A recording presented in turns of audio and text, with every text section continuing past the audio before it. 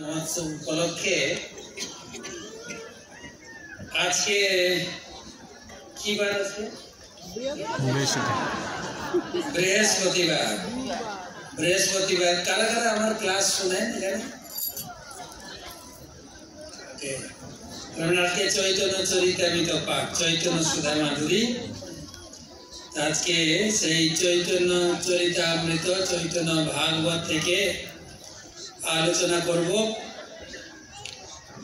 নমো ওং বিষ্ণু পাদায় কৃষ্ণ পৃষ্ঠায় ভূতলে শ্রীমতে ভক্তি বেদান্ত স্বামী নিতি নামিনে নমস্তে সারস্বতে দেবে গৌরবাণী প্রচারিণে নির্বিশেষ শূন্যবাদী পাশ্চাত্য দেশতারিণে আজনলম্বিত ভুজৌ কনকাবদাতো সংকীর্তনৈক পিতরৌ কমলায়তাক্ষৌ বিশ্বম্ভরৌ দ্বিজবরৌ যুগধর্মপালৌ বন্দে জগৎপ্রিয়করৌ করুণাবতারৌ। জয় শ্রী কৃষ্ণ চৈতন্য প্রভু নিত্যানন্দ শ্রী অদ্বৈত গদাধর শিবাসাদি শ্রী গৌর ভক্তবৃন্দ। জয় হরে কৃষ্ণ কৃষ্ণ কৃষ্ণ হরে হরে হরে রাম রাম রাম হরে হরে। তো সর্বপ্রথম আমি আমার পরমারাধ্য গুরুদেব নিত্যানন্দ অভিন্ন বিগ্রহ ওম বিষ্ণুপাদ অষ্টোত্তর শত শ্রী শ্রীমৎ জয় পতাকা স্বামী গুরু মহারাজের রাতুল চরণে প্রণাম নিবেদন পূর্ব তার কৃপা আশীর্বাদ প্রার্থনা করি। নমো ওং বিষ্ণুপাদায় কৃষ্ণ পৃষ্ঠায় ভূতলে শ্রীমতে জয় পতাকা স্বামী নিতি নামিনে নমো আচার্যপাদায় নিতাই কৃপা প্রদায়িনে গৌর কথা ধামদায় নগর গ্রাম তারিণে।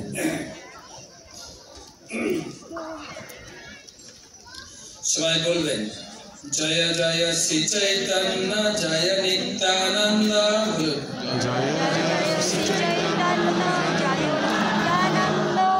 জয় দ্বৈত চন্দ্র জয় গৌর ভক্তবৃন্দ।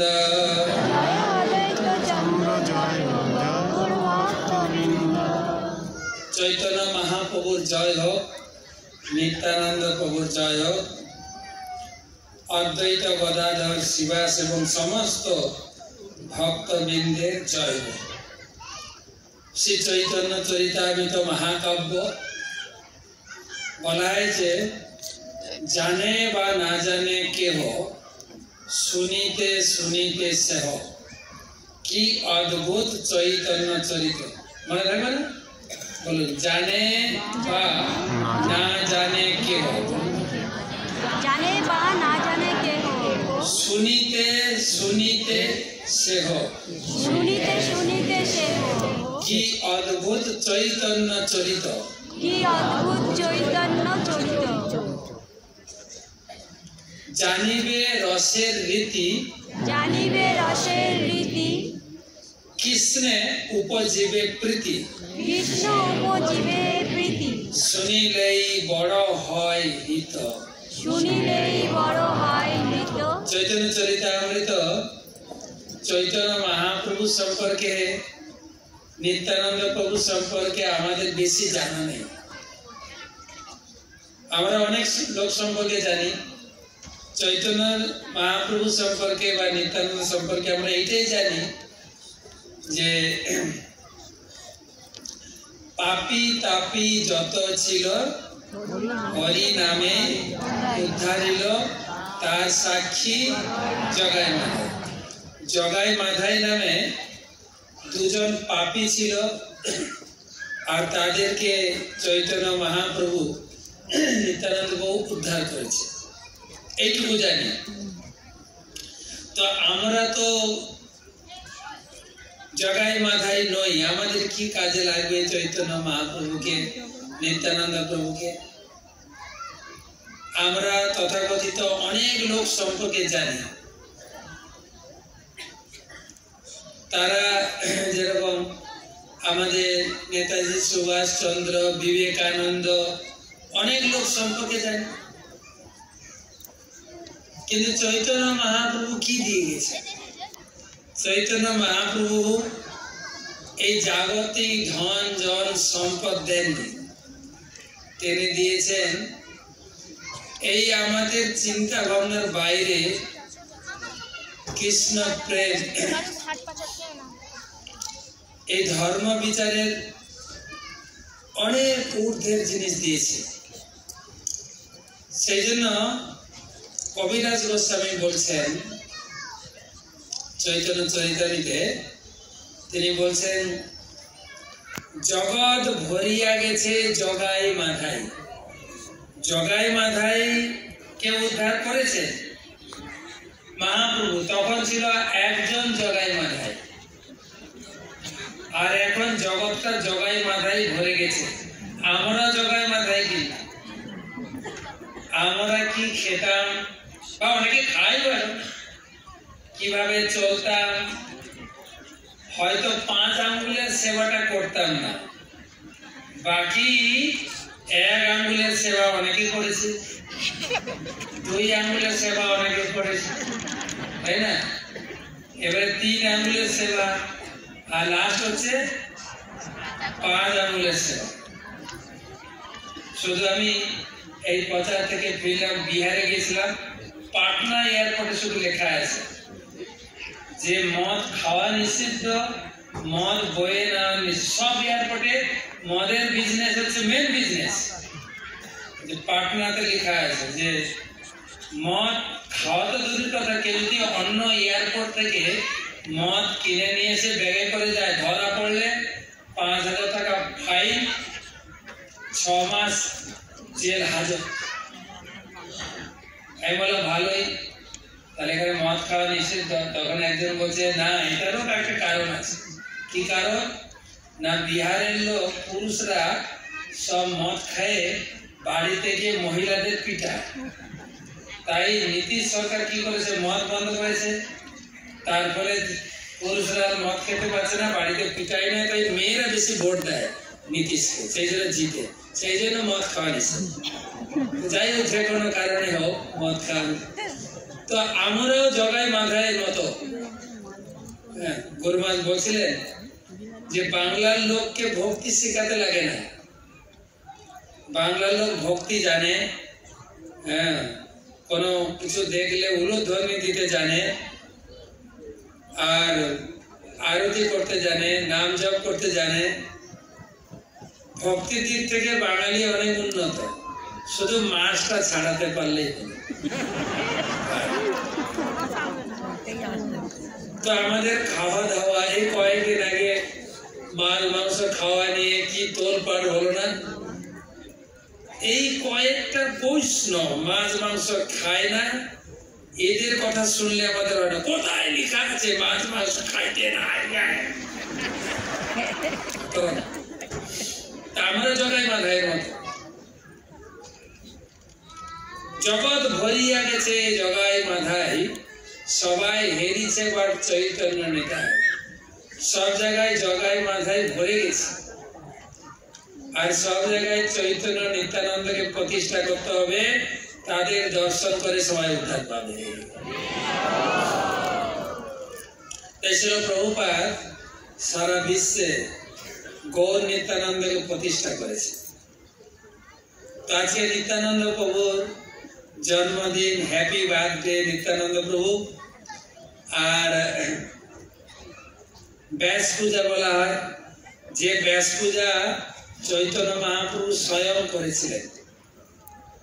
আর নিত্যানন্দ কে ছিলেন? তিনি হচ্ছেন রামানুজ, রামের অনুজ লক্ষণ। তিনি হচ্ছেন বলরাম। ব্রজেন্দ্র নন্দন যেই শচী সুত হইল সেই, যেই ব্রজেন্দ্র নন্দন সেই শচী সুত।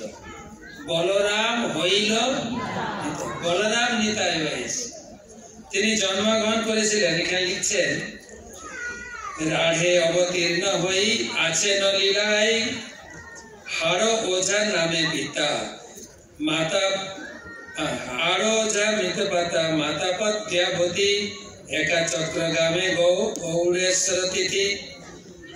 তো পূর্বে প্রভু শ্রী অনন্ত চৈতন্য আজ্ঞায় রাধে অবতীর্ণ, রাঢ় দেশে, রাঢ় দেশ মানে বীরভূম জেলায়। আপনারা অনেকে বীরভূমে সেই কেষ্টদার বীরভূম, আমরা তারাপীঠে গেছি। তারাপীঠ থেকে 9 কিলোমিটার এই নিত্যানন্দ প্রভুর জন্মস্থান, যেটা অভিন্ন বৃন্দাবন বলতে পারেন। কারা কারা গেছেন একাচক্র ধামে? এই কয়েকদিন আগে মঙ্গল গোবিন্দবাবু ট্যুর নিয়ে গেছি, কয়েকদিন আগে। এই কি একটা উৎসব ছিল, ওর সংক্রান্তি না, তো ওখানে এখনো যেহেতু নিত্যানন্দ প্রভু ছিলেন বলরাম, গোপ সখা, এখনো পুরো একাচক্র, পুরো গ্রামটা বেশি বড় না, পুরো একাচক্র গ্রামে, একাচক্র নাম হলো কেন? গত রবিবারে টক শোতে যারা শুনেছেন ডিটেলস বলেছে, গত রবিবারে টক শো শুনেছেন একাচক্র পরিক্রমা। আমি কিন্তু একাচক্র যাইনি, কিন্তু অযোধ্যাতে বসে বসে একাচক্র পরিক্রমা করিয়েছি। তো একাচক্র যেখানে ভীষ্মদেবকে বধ করার জন্য রথের চাকা তুলেছিলেন, কে জানো? কৃষ্ণ রথের চাকা তুলেছিলেন।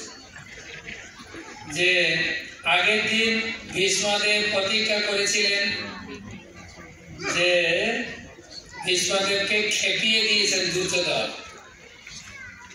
বলছেন দাদু ভাই, ও দাদু ভাই, তুমি ঠিক মতো যুদ্ধ করছো না, তুমি পাণ্ডবদের স্নেহ করছো, বেশি যুদ্ধ করছো না। কারণ তুমি যদি যুদ্ধ করতে, এই যুদ্ধক্ষেত্র তোমার জন্য 1 ঘন্টা, আজকে 5 দিন হয়ে গেল। এমন ভাবে বলেছেন দুর্যোধন। ভীষ্ম তো অনেকটাই উত্তপ্ত হয়ে যায়, বেশি কথা বলবো না, কালকে আমি দেখো পঞ্চ পাণ্ডবের মাথা কেটে তোমাকে উপহার দেব। তাও দুর্যোধন বলছেন বুড়ো খেপেছে, হবে এবারে মজা। কিন্তু সঙ্গে সঙ্গে একটা কন্ডিশন রাখলেন, যদি পঞ্চ পাণ্ডবের মাথা কাটতে না পারি, কমপক্ষে কৃষ্ণের প্রতিজ্ঞা ভঙ্গ করাবো, কৃষ্ণকে অস্ত্র ধারণ করাবো, না হলে আমি শান্তনু নন্দন নই। আর পরের দিন এত বীর বিক্রমে যুদ্ধ করছেন ভীষ্মদেব, বাণ ছুটছেন শ্রাবণের বর্ষার ধারা মতো। শ্রাবণে যেরকম ভারী বর্ষা হয় না মুষলধারে, ওই রকম বর্ষা করছেন, বাণ বর্ষা। আর ভগবান কৃষ্ণ রথের সারথি হয়ে ছাতি বিস্তার করে সমস্ত বাণকে তিনি বক্ষে ধারণ করছেন। একটা বাণও অর্জুনের গায়ে লাগতে দেননি, তিনি যে ভক্তবৎসল। তো শেষ মুহূর্তে আর ক্রোধ না থাকতে পেরে রথ থেকে লাফিয়ে পড়েছেন কৃষ্ণ, যে ঠিক আছে তুমি বাপটা বেটা শান্তনু নন্দন। কৃষ্ণ বলছেন তোমার বাপেরটা ঠিকঠাক, আমার বাপের তো ঠিক নেই। কেউ বলে দেবকী নন্দন, কেউ বলে বসুদেব নন্দন, কেউ বলে নন্দনন্দন, কে যে আমার বাবা? আমাদের এরকম কথা বললে লজ্জা লাগে, তাই না? আমরা এক বাপের ছেলে মেয়ে, তাই তো নাকি? আমরা এক বাপের ছেলে মেয়ে না অনেকগুলো বাপের ছেলে মেয়ে? সত্যি কথা বলবেন জোরে। কারা কারা বলছেন এক বাপের ছেলে মেয়ে? হাত তুলে দেখুন, হাত তুলে তুলে তুলে। কারা মনে করছে অনেকগুলো বাপের ছেলে মেয়ে? সে কি হাত তুলছে? আরে বাদে কতজন বলছেন এক বাপের ছেলে মেয়ে? আপনারা কি রকম লোক? যারা বিয়ে করেছে তাদের তো অনেকগুলো বাবা। হ্যাঁ, নিজের যারা প্রভুরা আছে নিজের বাবাকে বাবা বলে ডাকতে হয়, আর বউর বাবাকে কি ডাকে? কি ডাকে বলে শুনি না, কি ডাকে? তাহলে দুই বাপের ছেলে না? কথা ঘুরে গেল। যারা বিয়ে করেনি আমরা বলতে পারি এক বাপের ছেলে। বরং নিজের বাবাকে বাবা না বললেও চলে, বউর বাবাকে যদি বাবা না বলে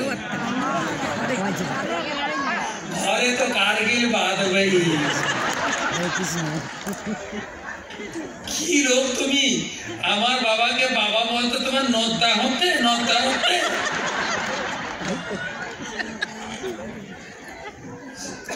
শাস্ত্রে বলছে আমাদের পঞ্চপিতা, 5 জন বাবা 7 জন মা।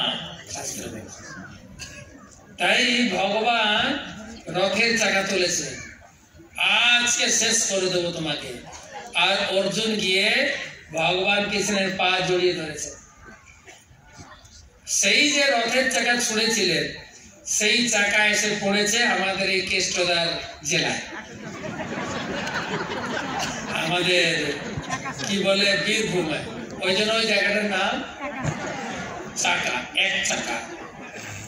আর ওখানে এসেছিলেন পাণ্ডবরা, পাণ্ডব, এবং ওখানেই যমুনা বইছে, যমুনা নদী, এখনো যমুনা নদী আছে। আর ঠিক সকাল হলে প্রত্যেক বাড়িতে চুঁচা চুঁচা শব্দ হয়। চুঁচা মানে গাই দুয়ার শব্দ, কি সুন্দর। আর বাছুর গাই হাম্বা হাম্বা করে ডাকে। আর সন্ধ্যার সময় যখন গাই বাছুর ঘরে ফিরবে, সন্ধ্যার সময়টাকে কি বলে জানো? ও ধুলি, গায়ের খোরের ধুলি উঠছে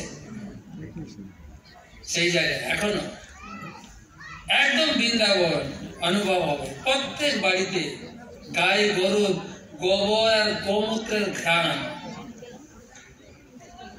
আর পাবেন চারিদিকে এত সুন্দর পরিবেশ, যমুনা নদী, তারপরে প্রত্যেক বাড়িতে কাঁসার ঘন্টা বাজছে, প্রত্যেক বাড়িতে সন্ধ্যা আরতি হচ্ছে। সেই এক জায়গা গ্রামে হারাই ওঝা এবং পদ্মাবতী দেবী, সেখানে নিত্যানন্দ প্রভু আবির্ভূত হয়েছিলেন। শিশু হইতে সুস্থির সুবুদ্ধি গুণবান, জিনিয়া কন্দর্প কোটি লাবণ্যের ধাম। নিত্যানন্দ প্রভু দেখতে এত সুন্দর ছিলেন, কন্দর্প কোটি লাবণ্যের ধাম আর গুণবান। তিনি তো বলরাম স্বয়ং, এত সুন্দর দেখতে। এমনি আমরা গানে প্রভু গিয়েছেন মানে সোনার পর্বত যেন ধুলাতে লোটায়। প্রকাণ্ড শরীর ছিল এবং শরীর ছিল একদম সুন্দর স্বর্ণবর্ণ। যখন থেকে তিনি জন্মগ্রহণ করেছেন শিশু, সেই হইতে রাড়ে হইল সর্বসুমঙ্গল, দুর্ভিক্ষ দারিদ্র দোষ খণ্ডিল সকল। যেদিনই নিত্যানন্দ প্রভু জন্মগ্রহণ করেছেন সেদিন থেকে বীরভূম জেলার সমস্ত প্রকার দারিদ্র দুর্ভিক্ষ চলে গেছে। তার নাম যে নিত্যানন্দ। কি নাম বলুন তো? নিত্যানন্দ। আমরা ঘরে সংসারে পরিবারে মানে সামাজিক ভাবে কিছু না কিছু সুখ পাই, তো সুখ পাই কিনা? সুখ না হলে সংসারে আছে কি করে? সুখ আছে তো না নেই? কেননা বাইরের লোক মনে করে এই বাড়িতে স্ত্রী পুত্র পরিবার সমাজ আত্মীয় স্বজন এইসব ছেড়ে সাধুরা থাকে কি করে? গীতা বলেছেন ভগবান সাধারণ লোকের চিন্তাধারা আর সাধুদের চিন্তাধারা দিন রাতের মতো তফাৎ। সাধারণ লোক চিন্তা করে এই সাধুরা তারা এই নিরামিষ ঘ্যাঁট খেয়ে ঘন্টার পর ঘন্টা নাচে কি করে? ওরা জানে সাধুরা খিচুড়ি খায় আর ঘ্যাঁট খায়, ঠিক আছে, নাচে কি করে? এরা তো ঘন্টার পর ঘন্টা। আবার এদের যখন তখন উপবাস। আমাকে লোকে জিজ্ঞাসা করে আজকে যে গেল দুপুর পর্যন্ত, তা আবার বলেছিল 12টা পর্যন্ত খাইয়েছে মানে 2:30টার সময়, তাই না? হয়তো প্রসাদ কম ছিল, যত লেট হবে খাওয়া খোদা কমে যাবে, হয়তো এরকম লেট করে দিয়েছে। তো লোকে জিজ্ঞেস করে আপনারা সব ভালো, উপবাসটা আমি উপবাস কেন করি আপনি জানেন না? বলছে কেন করেন? বলছে আমাদের ইস্কনে প্রায় কয়েক কোটি লোক বাস করে, কয়েক কোটি লোক। একদিন যদি খাওয়া বেঁচে যায় বলেন তো অর্থনৈতিক সমস্যার সমাধান হবে কি না? বলছে এটা মানা যায়। তো আমরা না খেয়ে দে তারপরে ঘ্যাঁট খেয়ে ঘন্টার পর ঘন্টা নাচে।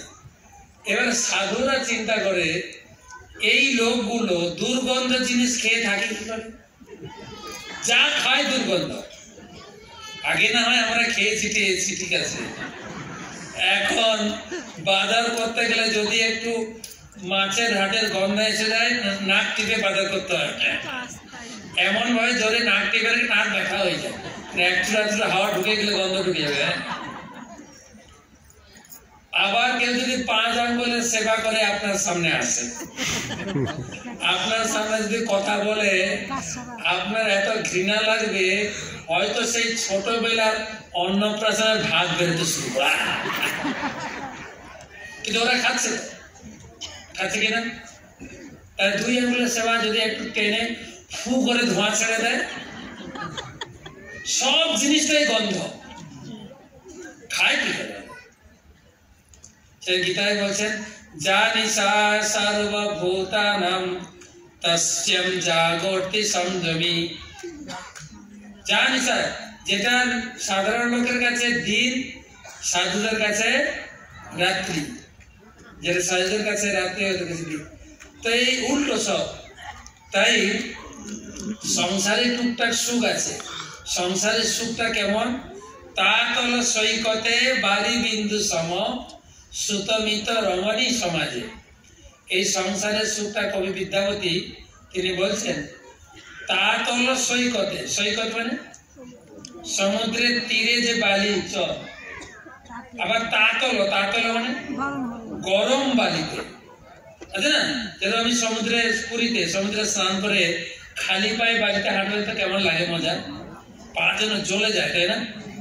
তাতল সৈকতে, সৈকত মানে সমুদ্রের তীরে যে বালির ঢিপি, সৈকত। আচ্ছা একটু জল ছিড়িয়ে দেবেন তো কেমন লাগবে? ওই গরম বালিতে যদি জল ছিড়িয়ে দেন কেমন লাগবে? সঙ্গে সঙ্গে শুকিয়ে যাবে, কি লাগে? সংসারের সুখটা এইরকম। এই আসে আমার বাড়িতে বৌমা আসবে, কি আনন্দ, এসো মা লক্ষ্মী বসো ঘরে। কয়েকদিন পরে লক্ষ্মী নেই, জলটা যেন শুকিয়েই যায়। তাতল সৈকতে বাড়ি বিন্দু সমাজ সুতমিত রমণী সমাজ। আমাদের গোপাল ভাঁড় আর কৃষ্ণচন্দ্র রাজা কাহিনী শুনেছেন? গোপাল ভাঁড় কৃষ্ণচন্দ্র রাজা একদিন বলছেন গোপাল গোপাল একটা সুখবর, একটা দারুণ খবর তোমাকে দেব। বলে কি খবর? বলছে জানো আমার না নাতি হয়েছে গো, নাতি হয়েছে। তাই নাকি? তো পায়খানা সুখের মতো। হ্যাঁ তুমি কি বললে? পায়খানা সুখ? তোমার সাহস কম না? তোমাকে আমি মৃত্যু দণ্ড দেবো। আচ্ছা দাঁড়া দাঁড়া দাঁড়া, মৃত্যু দণ্ড দেওয়ার আগে আমি প্রমাণটা করে, আমি তো বলে তো দিলাম, আমাকে 2 দিন সময় দেন। পরের দিন কৃষ্ণচন্দ্র রাজাকে গোপাল নিয়ে গেছেন নৌকা বিহার করতে। একটা সুন্দর সাজানো গোছানো নৌকা মিউজিক বাজছে, মিউজিক এখন তো মিউজিক নেই, ডিজে ডিজে ব্যাজে চলছে, ঘুরছে, ঘুরতে ঘুরতে গোপালের একটু নিম্ন চাপ এসে গেছে, বেগ এসে গেছে যে গোপাল তুমি নৌকাটা তীরে ভেড়া, বলছে একটু আর একটু ঘুরি, আর একটু ঘুরে গোপাল আর একটু আর একটু আর একটু, তারপরে উঠে দাঁড়িয়ে গোপাল আমি আর পারছি না। তখন নৌকাটা বেরিয়েছে, তো বাদ্যগীত করেছেন, করার পরে এসছেন নৌকাটি, বলছে রাজা মশাই কেমন লাগলো? আর বলো না, যা শান্তি, ওই ছেলে হওয়ার নাতি হওয়ার শান্তির মতো না। তো সংসারের সুখটা এইরকম, আমি সুখের লাগিয়া কি জন্য আমরা পরিচিত ছিলেন, সুখের লাগিয়া এ ঘর বাঁধিনু অনলে পড়িয়া গেল, জ্ঞান দাস বলেছেন। তো সেই জন্য সংসারে টুকটাক সুখ আছে, কিন্তু নিত্যানন্দ প্রভু দিতে এসেছিলেন নিত্য আনন্দ, যে আনন্দ কোনো ছেদ হয় না, সেটাকে বলছেন আমাদের গুরু মহারাজ গান করে বলবেন, আনন্দের সীমা নাই, নিরানন্দ দূরে যাবে, আনন্দের সীমা নাই। সেই হচ্ছে নিত্যানন্দ প্রভু এখানে বলছেন দুর্ভিক্ষ দারিদ্র দোষ সকলই খণ্ডিত, অনন্ত ব্রহ্মাণ্ড আছে, কোথা লোক বলিবে হইল বজ্রপাত, কোথা লোক মানিলেন পরম উৎপাত। নিত্যানন্দ প্রভু গৌরাঙ্গ মহাপ্রভু থেকে বড় ছিলেন, নিতাই।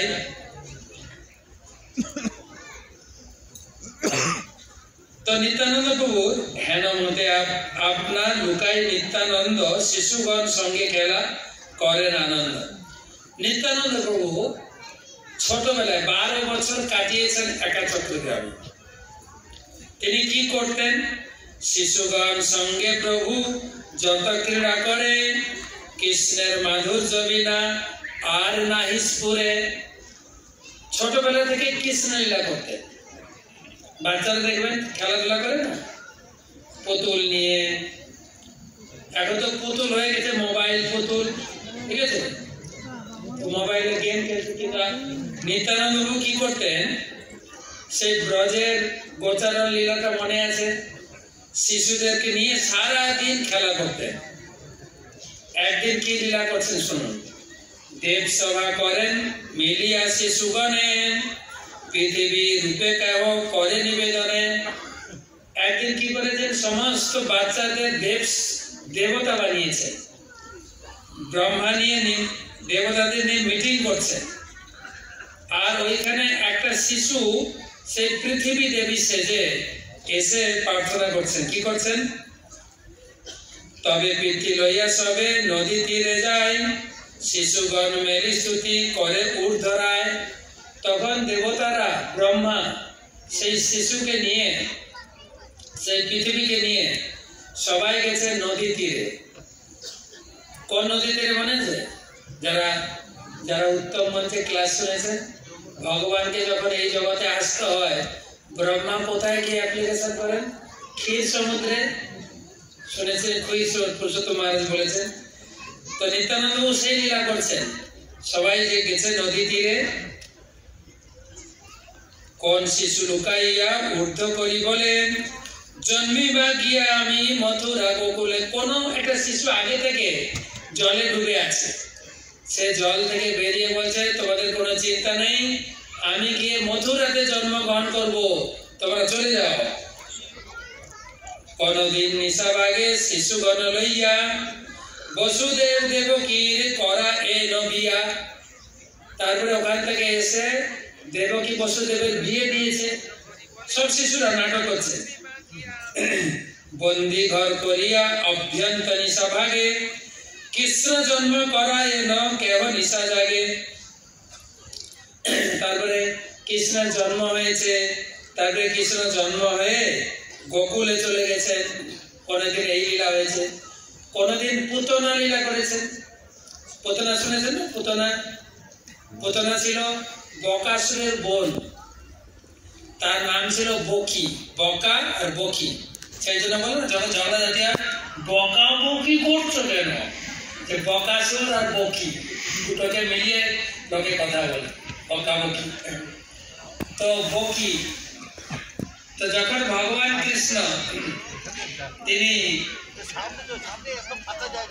তো আগে থেকে ভবিষ্যৎবাণী করে দিয়েছিলেন কংসের, যে যেই বোনকে তুমি রথ চালিয়ে নিয়ে যাচ্ছ সেই বোনের অষ্টম গর্ভের সন্তান তোমার মৃত্যুর কারণে বলেছিলেন। তো কংস কি করলো, যে বোন জামাইকে বন্দি করে রাখলো, অষ্টম গর্ভ হলে মারবো, সে আর আমাকে মারবে কি, তাই না? কংস চিন্তা করেছিল আমি কি করে মরবো না। আমরা খুব কংসের থেকে খুব কম অংশে না, কিন্তু আমরাও নিজেরা মরবো না বলে অনেক পরিকল্পনা করি, কিন্তু যদি কোনো কিছু হয়ে যায় অ্যাপোলো দৌড়াবো, বেঁচে আসবো, মরবো না। আর অ্যাপোলো যদি না পারে আমরা এখান থেকে যাবো না ভেলোর। অ্যাপোলের গবের ডাক্তাররা যদি ভালো করতে না পারে ভেলোরে যাবো, ভেলোর ডাক্তার বাঁচিয়ে দিচ্ছে। আর সবশেষে আমাদের আছে এলআইসি। আমরা বিলকুল মরবো না, একদম মরবো না, তাই না? আর এলআইসির এজেন্টরা অ্যাডভার্টাইজ করছে জীবনকে সাধবি, তারপরে কি জানো বাদবি, জীবনকে বাদবি। হ্যাঁ, তুমি এখনো থাকবে, পরেও তোমার সঙ্গে আছে। যে এজেন্ট ও নেই, ও মরে যাচ্ছে, আবার ও বলে জীবনকে বাদবি। ছি ছি, কি চিটিংবাজ লোক সব। তো আসলে এই কথাটা যোগক্ষেম বাহামম, আসল জীবন বীমা হচ্ছে ভগবান। ভগবান হচ্ছেন আসল জীবন বীমা। ভজ ভুরে মন শ্রীনন্দের নন্দন অভয় চরণার বিন্দরে। ভগবানের চরণে আশ্রয় গ্রহণ করলে আমার জীবনটা সুরক্ষিত। ভগবান শুধু একথা বলেননি, ভগবান নিজে করে দেখিয়েছে। যখন তিনি বৃন্দাবন লীলা এসেছিলেন তিনি করে দেখিয়েছেন। তাদের উপরে যত বিপদ এসছে, দেবদেবীরা বিপদ দিয়েছেন, ইন্দ্র বিপদ দেয়নি, ব্রহ্মা বিপদ দেননি, দিয়েছেন। ভগবান বাঁচিয়েছেন কিনা? ভগবান রক্ষা করেছে। তো আমাদেরও কোনো এলআইসি বলুন আর যত ডাক্তার বলুন, কেউ বাঁচাতে পারবে না। কেউ ডাক্তারবাবু থাকলে ক্ষমা করবে, যদিও ডাক্তারদের সম্পর্কে শাস্ত্রে কটু কথা বলেছেন। হ্যাঁ, বৈদ্যরাজ নমস্তুভ্যম যম জ্যৈষ্ঠ সহোদর।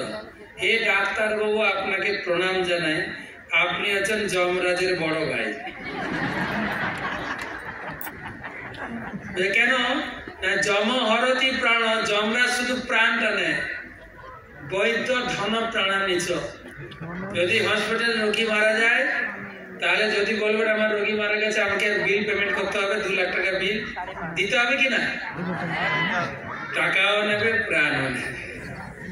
তো সেই জন্য বলছেন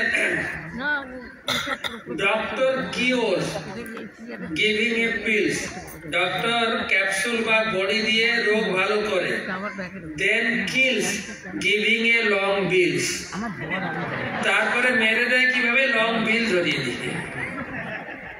তো সুতরাং ডাক্তারও বাঁচাতে পারবে না কিন্তু। সেই জন্য ছোটবেলা থেকে আমরা ধর্ম করি বা না করি একটা কথা শিখেছি, কিন্তু রাখে হরি আর মারে হরি, রাখে হরি মারে কে, আর উল্টোটা মারে হরি রাখে অ্যাপোলো মারে। এই কথাটা রিপ্লেস করতে পারবেন না কিন্তু, বরং অন্য ধর্মের লোক এটাকে কপি করছে, কপি। আমরা বলছে রাখে হরি মারে কে, তারা লিখছে রাখে আল্লাহ মারে কে, কারণ তারাও বুঝেছে হরির ক্ষমতা ভালো, কিন্তু এটা ওরা হরিকে ধরে রাখলে কিছু করা যাবে না। তো সেই জন্য নিত্যানন্দ সেটাই প্রচার করতে এসেছিলেন। আমারে কিনিয়া লহ ভজ গৌর হরি, যথেষ্ট রে ভ্রাত পুরু হরি হরি ধান মনীষম। নিত্যানন্দ প্রভু তিনি এই শিশুলীলা অনেকগুলো আছে। তিনি কখনো পুতনার অভিনয় করেছেন, যে পুতনার কথা বলেছিলাম। তো পুতনাকে ভগবান শ্রীকৃষ্ণ যখন জন্মগ্রহণ করে চলে গেলেন, তখন কংস দেখলেন যে আমার পুরো পরিকল্পনাটা ভেস্তে গেল, কি করবে? তখন তার বন্ধু বান্ধবদের ডেকেছেন যে আজকে 8 বছর ধরে মেয়ে জামাইকে বন্দি করে রেখেও আমার বীমা ম্যাচিওর হলো না, আমার LIC বীমা ম্যাচিওর হলো না, আমার তো মরতেই হবে। তো তখন অসুর বন্ধুদের জিজ্ঞাসা করছে কি করা যায়। উপর থেকে কি দৈববাণী হয়েছে, তোমারে মারিবে যে গোকুলে বাড়িছে সে।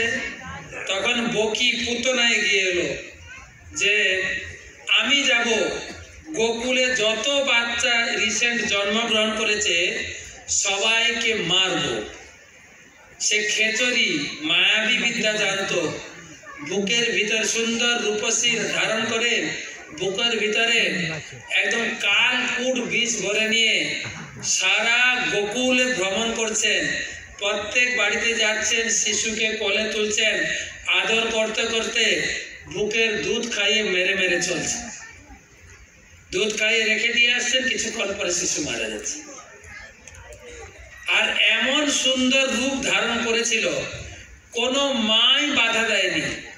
এমনকি মা যশোদার বাড়িতেও, যখন মা যশোদার বাড়িতে ঢুকছেন আমাদের এই বকি খেচরি, এত সুন্দর মা যশোদা চিন্তা করছেন সাক্ষাৎ মানে লক্ষ্মী এসছেন আমার শিশুকে দেখতে। এমন নাটকের ভঙ্গি করে কোলে নিয়ে আদর করতে শুরু করেছেন। মা যশোদাও তিনি অভিভূত হয়ে গেছেন, কনভিন্স হয়ে গেছেন, বাপরে আমার এই লালার প্রতি এত আদর, আমার মনে হয় আমি না মা হয়ে এ যদি শিশুটার মা হতো না আরো ভালো হতো। মাও বাধা দেয়নি। রোহিণী ছিলেন, যশোদা ছিলেন, কোলে তুলে নিয়েছেন, কোলে তুলে দুধ খাওয়াতে শুরু করেছেন। আর গোপাল দুধ খাওয়া শুরু করেছে। বিষটাকে কি করে মারবে? দুধ খেতে খেতে এবারে দুধ শেষ, বিষ শেষ, তো এবারে প্রাণ বায়ু টানা শুরু করেছে। আর তখন পুতনা মৃত্যু যন্ত্রণায় ছটফট করছে, বুক থেকে ছাড়াতে শুরু করেছে, ছাড় রে ছাড় রে ছাড়। মায়েরা জানেন বাচ্চারা যখন ভয় পায় মাকে কিরকম ধরেন বলেন তো? গলা চাপতে ধরে, মায়ের ধরে না? দেখবেন খুব ভয় পেয়ে গেলে কি করে, মায়ের গলা চাপতে ধরে। পুতনার এমন গলা চাপতে ধরেছে, এ কি বলছে, ছাড় রে ছাড় রে ছাড় রে। গোপাল বলছেন আমি ধরতে জানি, ছাড়তে জানি না তো। ভগবান বলছেন আমি ধরতে জানি, আমি যাকে ধরি তাকে আর ছাড়ি না। আর সেই পুতনা তার আসল স্বরূপে ফিরে এলেন। হ্যাঁ, বলছেন 14 যোজন দেহ ছিল। সেই দেহ যখন দাহ করতে যাওয়া হলো, কেটে কেটে দাহ করা হয়েছে। আর আচার্যগণ বলছেন পুতনা ভক্ত ছিল না, পুতনা সুন্দরী মহিলাও ছিল না, পুতনা ছিল রাক্ষসী। কিন্তু এত সেজে গুজে গেছেন না, সেজে গুজে এত সুন্দর সেজে গুজে গেছেন, ভগবানও তার অভিনয়ে সন্তুষ্ট হয়ে গেছে। তা আমরা যারা ভক্তি করছি, অনেকে ভক্তি করছি, আবার অনেকে সেজে গুজেও করছি। সেজে গুজে জানেন তো, যখন এখানে আসবো অনুষ্ঠানে বা আমাদের লেগ অভিনয় বা গীতা ক্লাসে যাব, তিলকটা কেটে গলায় মালা করে পৌঁছে যাব, ঘরে ঢুকার আগে মালাটা খুলে পকেটে রেখে দেবো। ঠিক আছে, একদম রেডিমেড, দেখে বুঝে যায়। অনেকে অনেকের বাড়িতে গিয়ে পৌঁছে গেছি, হ্যাঁ, তো এখানে এসে একদম কনভিন্স, মালা পরবো, আমি জব করবো, আমি নিরামিষ খাবো। ঘরে পৌঁছাবে, ঘরে পৌঁছে ঘরে যখন পৌঁছে যাবে, হ্যাঁ প্রভু এসছেন, বসুন বসুন বসুন।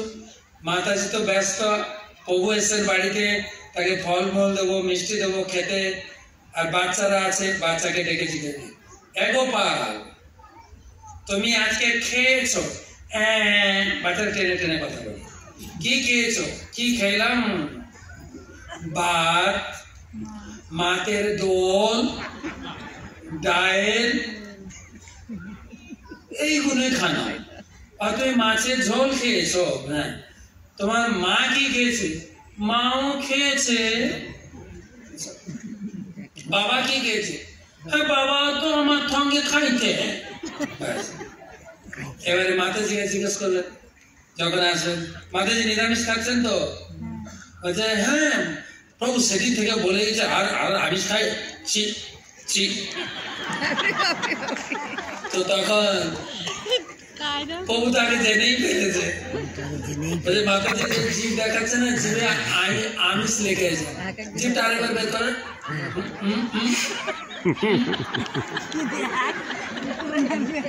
আজকে আমিষ খেয়েছেন? বলুন হ্যাঁ কিনা। আর খাবো না, আর খাবো না।